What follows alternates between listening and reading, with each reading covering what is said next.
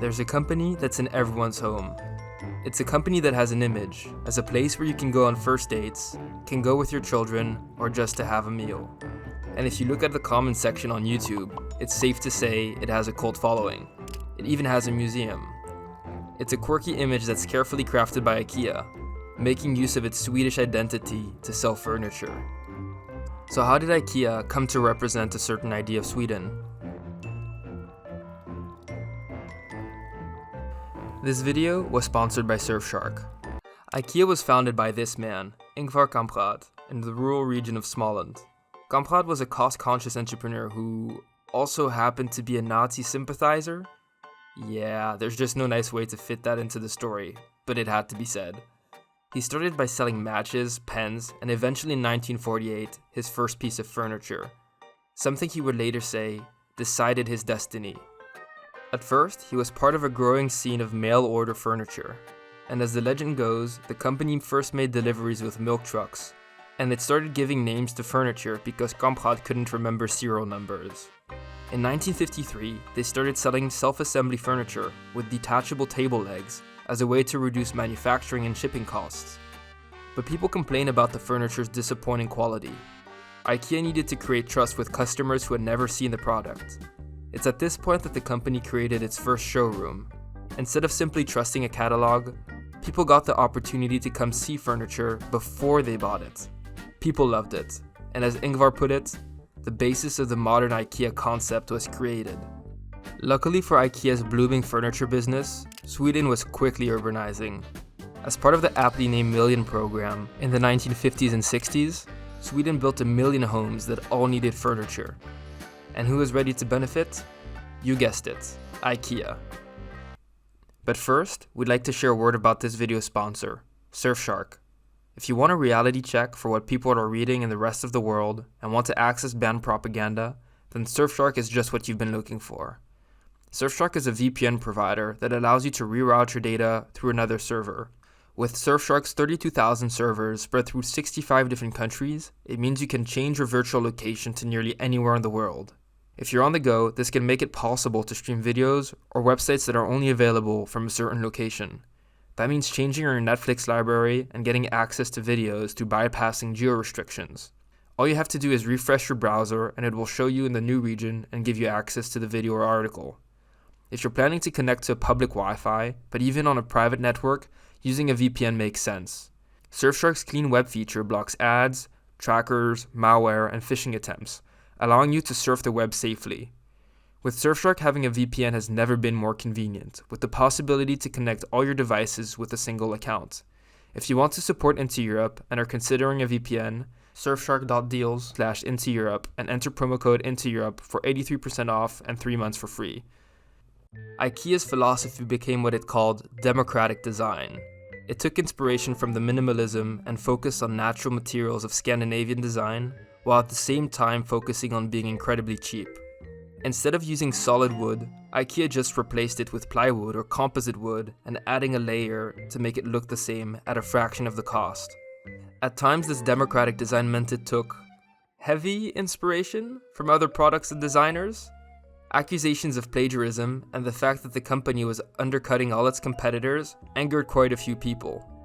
Ikea faced a boycott by a large part of the Swedish furniture industry and had to look abroad for suppliers. The fact that Sweden was neutral in the Cold War meant that Ikea could look in the communist bloc for a steady supply of furniture and labor. It first entered Poland, where wages were a fraction of that of Sweden. This was a turning point that gave Ikea a price lead that its competitors would never be able to catch up. Ikea also entered East Germany, where it was later revealed that it had used forced labor in the 1980s. At the same time, Ikea started expanding its stores internationally. First, it took over Scandinavia, then Switzerland and Germany, and then the rest of the world. By 2021, there were 466 stores across 63 countries, which were visited by nearly 800 million people. Its yearly magazine with a print of 200 million dictates trends. Its endless stores in which people claim to have gotten lost for days function as effective selling machines. Some of its furniture has reached iconic status, like the Billy Shelf, which was designed in 1979 on the back of a napkin and has been sold 60 million times. Ikea became a household name. But Ikea was always about more than furniture. In the 1970s, there was a conversation about the name of the company, which saw it drop the word furniture from its name. Ikea didn't just sell furniture, it sold a way of life. Within its stores, it packaged Swedish minimalism and convenience to the masses. As Ikea's first store in Älmhult that drew people from all over the country, stores were fitted with restaurants, served fika, the Swedish coffee break of cinnamon buns, and in 1985, they introduced the mythical Swedish meatball. As Ikea expanded across the world, it brought Swedish culture along with it. Its black and white logo took on Sweden's colors. It switched the name of its products from French, English, and Italian to Scandinavian names and places, though not every place was lucky. When people hear the name Bolmen, few think about this beautiful lake in Småland, Sweden. Instead, most people think about this: a toilet brush. Its stores feature Sweden shops, selling Swedish salmon and sausages, similar to gift shops you would find at tourism offices.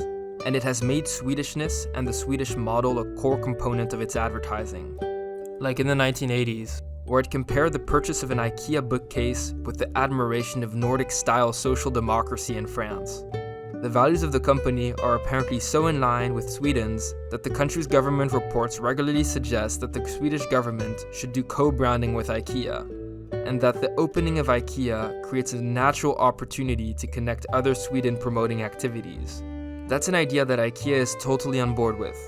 In a book co-written with Ingvar Kamprad, Ikea is described as a nationalist project aimed at promoting Swedish culture and values. And while the company has moved its headquarters to the Netherlands for tax reasons, nearly all of its furniture continues to be designed here, at Älmhult in Sweden, a place that was described by Kamprad as the Mecca of the company, to keep Ikea's Swedish vibe. Its following of Swedish values has seen Ikea pioneer equal pay policy, gender diversity, and worker freedom, and it was one of the first companies to implement a sustainability plan.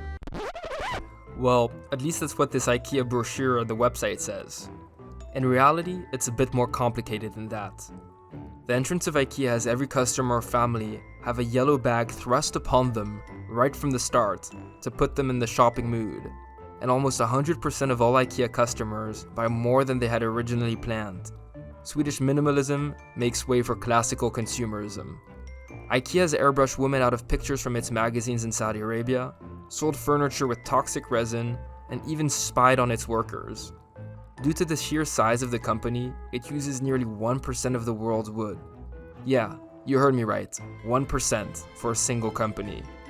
And while the company says it sources its wood sustainably, it has often been linked to illegal logging and deforestation. More recently, it has been buying up some of the last virgin forests of Europe, here in Romania and Slovakia, as part of a loophole of its wood sourcing policy. And Ikea products have been labeled as fast furniture, which are convenient but quickly thrown away. And while the company says it's moving to address some of these problems, these scandals show the reality of Ikea is a ways off from the quirky, inclusive, and nature-loving image of Sweden it projects. And it's just a reminder that brands are just that. Brands. But hey, at least the meatballs are pretty good. Hi everyone, thanks for watching. If you like this video, make sure to like, comment, and subscribe. If you like my work, feel free to support and see Europe on Patreon.